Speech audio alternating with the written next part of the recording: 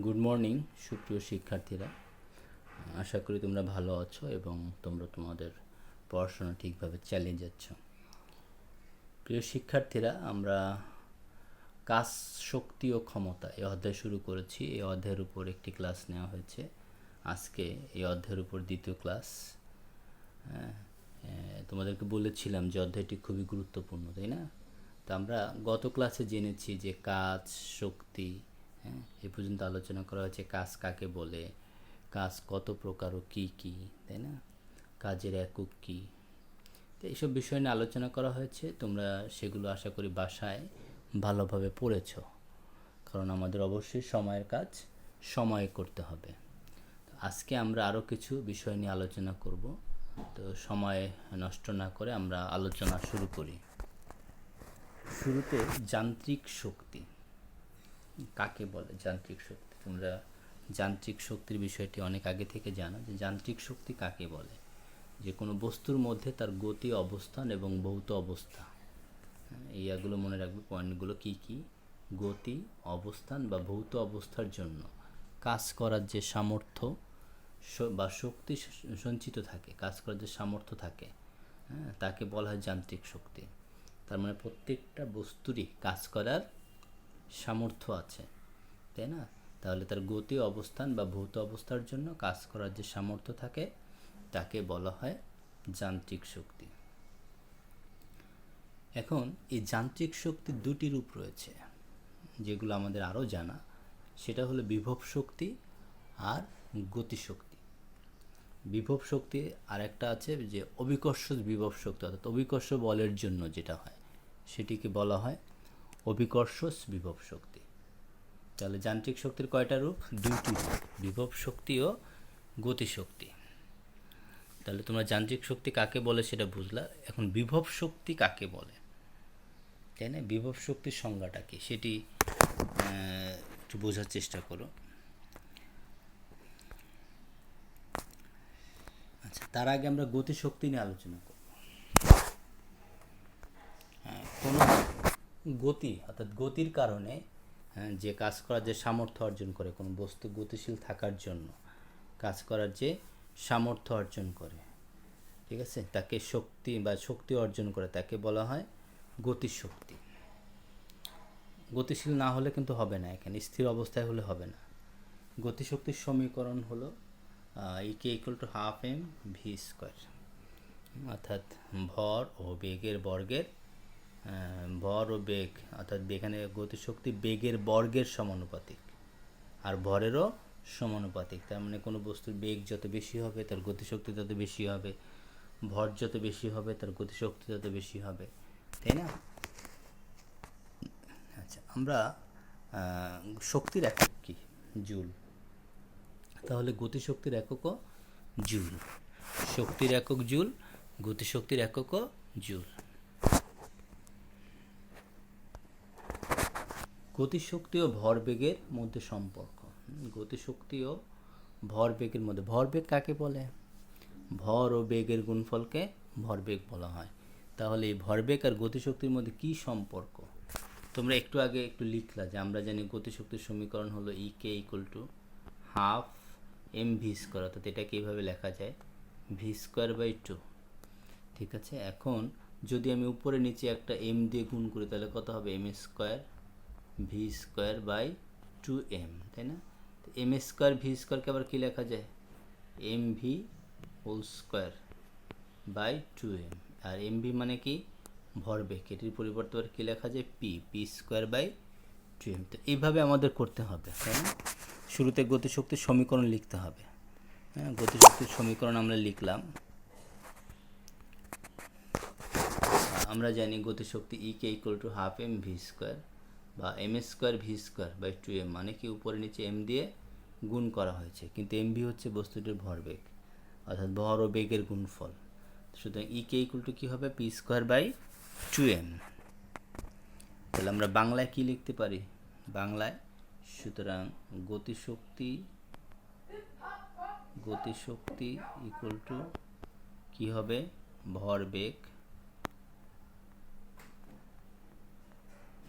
ভরবেগ whole square by two into কি? ভর, গতিশক্তি সমান সমান ভরবেগ হোল স্কয়ার বাই 2 ইন্টু ভর, এটাই নির্ণয় সম্পর্ক গতিশক্তি ও ভরবেগের মধ্যে। কাজ শক্তি উপপাদ্য, তাই না? কাজ শক্তি উপপাদ্য কাকে বলে? এখানে নামটা অত্যন্ত চমৎকার, কাজ শক্তি উপপাদ্য।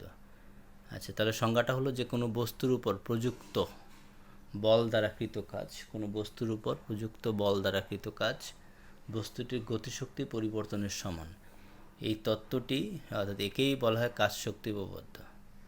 এখন এই উপপাদ্যের মাধ্যমে, তাই না, আগে আমাদের উপপাদ্যটি প্রমাণ করতে হবে যে প্রযুক্ত বল দ্বারা কৃত কাজ আসলেও কি গতিশক্তি পরিবর্তনের সমান কিনা। আমাদের শেষ গতিশক্তি আদি গতিশক্তির বিয়োগফলের সমান হবে। ঠিক আছে, তাহলে কাজ শক্তি উপপাদ্য কাকে বলে সংজ্ঞাটি বুঝলে, তাই না? এখন প্রযুক্ত বল দ্বারা কৃত কাজ আমরা বের করি। আচ্ছা, বলের জন্য কাজ শক্তি উপপাদ্য প্রমাণ। ধরা যাক ভি নট বেগে গতিশীল বস্তুর এম ভরের কোনো বস্তুর উপর এফ বল, এফ ধ্রুব বল ক্রিয়া করে। এর ফলে বস্তুটির বেগ ভি এবং ওই সময় বস্তুটির বলের দিকে এক্স দূরত্ব অতিক্রম করে। তাহলে কৃত কাজ W equal two F x.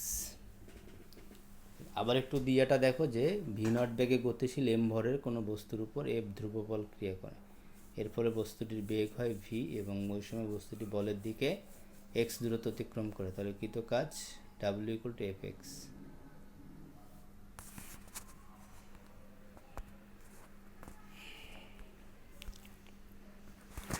এই বল প্রয়োগের ফলে বস্তুটি ধ্রুব ত্বরণ এ হলে নিউটনের গতি দ্বিতীয় সূত্র অনুসারে F equal to M A, W equal to কী হবে M A X. F equal to M A, W equal to M A X. আবার গতির সমীকরণ থেকে আমরা জানি V square equal to V not square by 2ax। এই সূত্রটা আমাদের 9 10-এ কীভাবে ছিল? V square equal to U square plus 2as। হ্যাঁ, এটি ছিল 9 10-এ এইভাবে। এখন এখানে ইউর পরিবর্তে জাস্ট ভি নট বসালাম, ইউর পরিবর্তে শুধুমাত্র ভি নট বসালাম।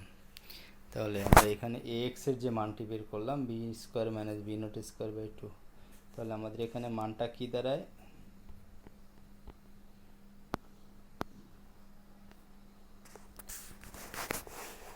আচ্ছা, এখন আমরা এখানে ত্বরণ এ এক্সের মানটি বসাই দিলাম, এখানে এ এক্সের মান এইখানে ডাব্লুতে বসাই দিই, তাহলে আমাদের কি আসবে? W equal to M into A এক্সের মান কত? V square minus V naught square by কত? 2। ঠিক আছে, তাহলে কত হয়? সমান সমান half M V square minus half M V naught square. এটি হলো গতিশক্তির পরিবর্তন। সুতরাং আমরা জানি প্রযুক্ত বল দ্বারা কৃত কাজ বস্তুটির গতিশক্তি পরিবর্তনের সমান। আচ্ছা, এখানে দেখো আমরা যেটা করেছি সেটা দেখাইছে W equal to m V square minus V naught square by 2 সমান সমান half M V square minus half M V naught square. তাহলে এটা হলো আদি গতিশক্তি বস্তুর। Half M V naught square হচ্ছে বস্তুর আদি গতিশক্তি এবং হাফ এম ভি স্কোয়ার হচ্ছে বস্তুর শেষ গতিশক্তি। সুতরাং W equal to EK minus EK not delta EK, অর্থাৎ কৃত কাজ বস্তুটির গতিশক্তির পরিবর্তনের সমান প্রযুক্ত বল দ্বারা। খুব সহজ একটি প্রমাণ, একটু চিন্তা করলে নিজেরা অবশ্যই পারবে এই প্রমাণটি।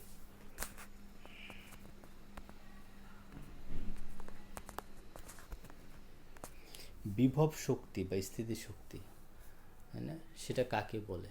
বিভব শক্তির সংজ্ঞাটা একটু মনে করার চেষ্টা করো তোমরা, যে স্বাভাবিক অবস্থান বা অবস্থা হতে কোনো বস্তুকে অন্য কোনো অবস্থা বা অবস্থানে আনলে বস্তুটি কাজ করার যে সামর্থ্য অর্জন করে তাকে বলা হয় বিভব শক্তি। স্বাভাবিক অবস্থান বা অবস্থা থেকে কোনো বস্তুকে অন্য কোনো অবস্থান বা অবস্থানে আনলে বস্তুটি কাজ করার যে সামর্থ্য অর্জন করে তাকে বলা হয় বিভব শক্তি বা স্থিতিশক্তি।